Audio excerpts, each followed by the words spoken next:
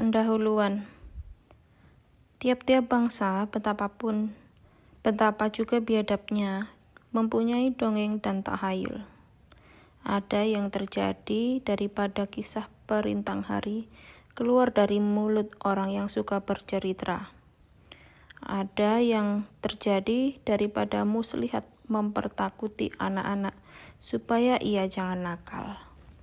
Ada pula yang timbul karena keajaiban alam, yang menjadi pangkal heran dan takut.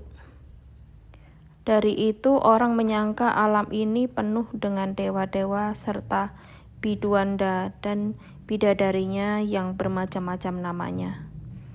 Demikianlah lama-kelamaan timbul berbagai fantasi, cetakan pikiran yang menjadi barang peradaban manusia bermula. Fantasi itu tidak ada batasnya, sebab ia tidak bersangkut dengan yang lahir. Keadaan yang tidak dapat dibenarkan. Oleh karena itu, fantasi itu menjadi pangkal juga daripada perasaan-perasaan yang indah. Pangkal daripada seni, pangkal daripada pengetahuan yang ajaib. Fantasi membawa orang yang meminangnya ke awang-awang, keluar daripada bumi dan alam tempat ia berdiri. Dengan fantasi itu, ia dapat menyatukan ruhnya dengan alam sekitarnya. Ia merasa dirinya bagian dari alam. Fantasi yang sampai ke sana disebut juga ekstase. Orang yang mengadakan fantasi tidak ingin mencari kebenaran buah fantasinya, karena kesenangan ruhnya adalah terletak dalam fantasi itu. Tetapi orang kemudian yang mempusakai fantasi itu, ada yang ingin hendak mengetahui kebenarannya lebih jauh. Di antaranya ada yang tidak lekas percaya, ada yang bersifat kritis, juga suka membanding dan menguji. Demikianlah, dari fantasi itu timbul lama-kelamaan keinginan akan kebenaran. Dongeng dan tahayul yang dipusakakan dari nenek moyang itu menimbulkan adat kebiasaan hidup yang menjadi cermin jiwa bangsa yang memakainya. Pengetahuan pusaka itu bertambah lama bertambah banyak, ditambah dengan pengalaman tiap-tiap angkatan baru. Semua itu masuk ke dalam perbendaharaan peradaban bangsa yang disebut kultur. Semuanya itu menjadi pimpinan bagi angkatan kemudian menempuh jalan penghidupan. Sebab itu kata atau nasihat orang tua sangat diindahkan. Dongeng dan tahayul serta adat istiadat itu berpengaruh kemudian atas cara orang memeluk agamanya. Agama yang datang kemudian mendapati alam ini penuh dengan berbagai kepercayaan. Kepercayaan alam itu tak mudah membongkarnya dengan seketika saja. Ia bertahan. Itulah sebabnya, maka agama yang begitu murni dasarnya dalam masyarakat banyak bercampur dengan barang pusaka hidup yang tersebut itu. Sebab itu tak salah orang mengatakan bahwa orang memahamkan agamanya banyak terpengaruh oleh keadaan hidupnya. Juga orang Greek dahulunya banyak mempunyai dongeng dan tahayul. Tetapi yang ajaib pada mereka itu ialah bahwa angan-angan yang indah-indah itu menjadi dasar untuk mencari pengetahuan semata-mata untuk tahu saja, dengan tiada mengharapkan keuntungan daripada itu. Ingin tahu menjadi wujud sendirinya bagi mereka. Berhadapan senantiasa dengan alam yang begitu luas, yang sangat bagus dan ajaib tampaknya pada malam hari. Timbul di hatinya keinginan hendak mengetahui rahasia alam itu. Lalu timbul pertanyaan dalam hatinya, dari mana datangnya alam ini? Betapa jadinya? Bagaimana kemajuannya dan kemana sampainya? Demikianlah beratus tahun alam besar itu menjadi soal dan pertanyaan yang memikat perhatian ahli-ahli pikir Greek atau Yunani ya. Tetapi kemudian di sebelah soal alam besar itu yang berada di luar dirinya, terdapat olehnya soal alam kecil yang berada di dalam dirinya. Alam ini tiada terlihat dengan mata, melainkan dapat dirasai adanya. Lalu timbul pertanyaan dalam hatinya, apa wujud lahirku? Apa kewajiban hidupku?